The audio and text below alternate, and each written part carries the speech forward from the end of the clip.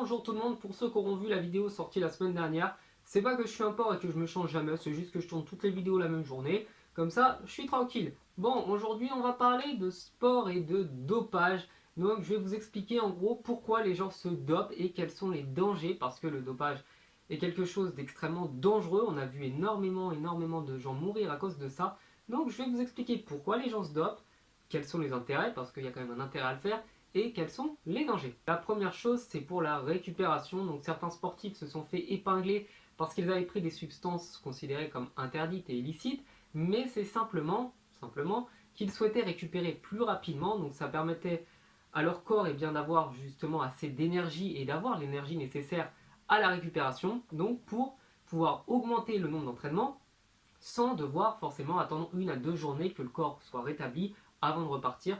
Donc ça, c'est plus, on va dire, pour relancer la machine, mais c'est assez dangereux puisque justement, vous allez épuiser le corps. La deuxième chose, donc, c'est la stimulation du corps, c'est-à-dire qu'au moment de votre effort, non pas lors de la récupération, mais au moment de l'effort, que vous soyez un peu plus dynamique, un peu plus puissant, un peu plus énergique.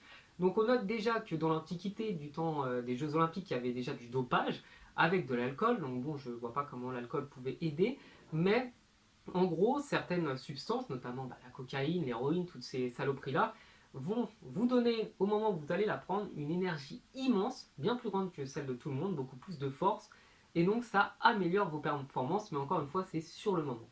Bien entendu, les dangers, c'est surtout l'accoutumance, donc vous allez devenir toxicomane si vous prenez l'habitude, à chaque effort, à chaque compétition, de vous droguer, sachant qu'en plus, lorsque vous ne prendrez plus ça, vous serez en manque, et en plus, vos performances seront moins bonnes, donc vous serez forcément tenté de retomber dedans pour avoir les performances que vous aviez en vous droguant. La troisième chose, c'est toutes les substances de type cannabis, etc., qui vont vous faire baisser en fait le rythme cardiaque. Et qui dit rythme cardiaque plus bas, dit forcément plus de concentration, puisque vous êtes moins stressé, moins angoissé, moins paniqué. Donc c'est ce que certains prennent notamment au biathlon ou dans le tir, parce qu'en fait, il vous faut absolument un rythme cardiaque assez bas pour ne pas bouger de trop lorsque vous tirez.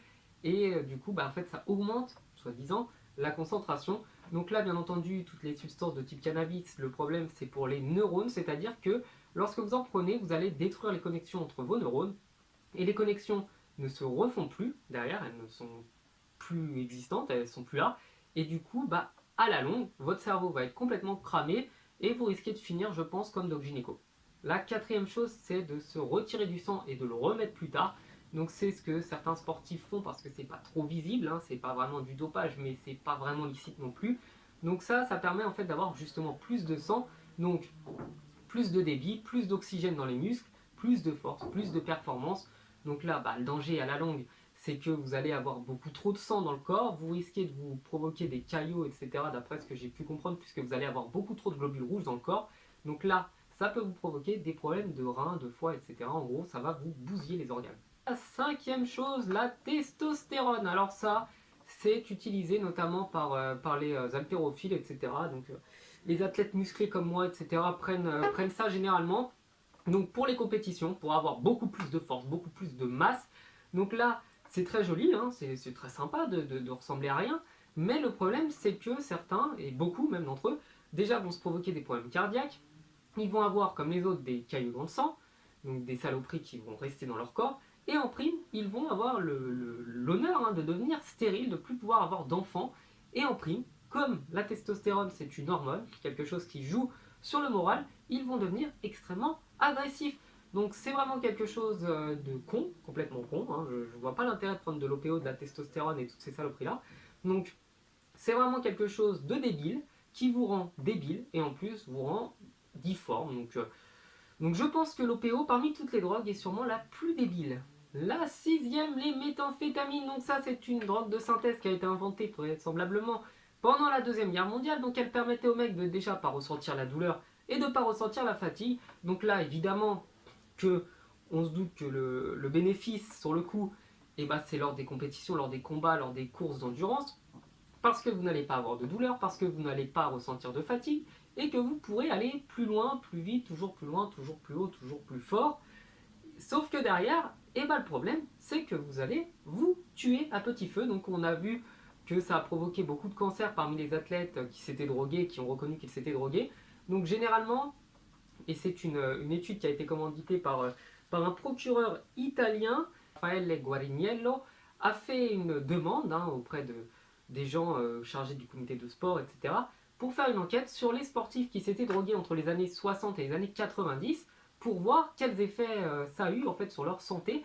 Et on s'est rendu compte que 10 fois plus de gens qui se sont drogués ont dans leur vie eu un cancer, des insuffisances rénales, des problèmes de diabète, etc., que ceux qui n'ont jamais été drogués, qui ne sont jamais drogués.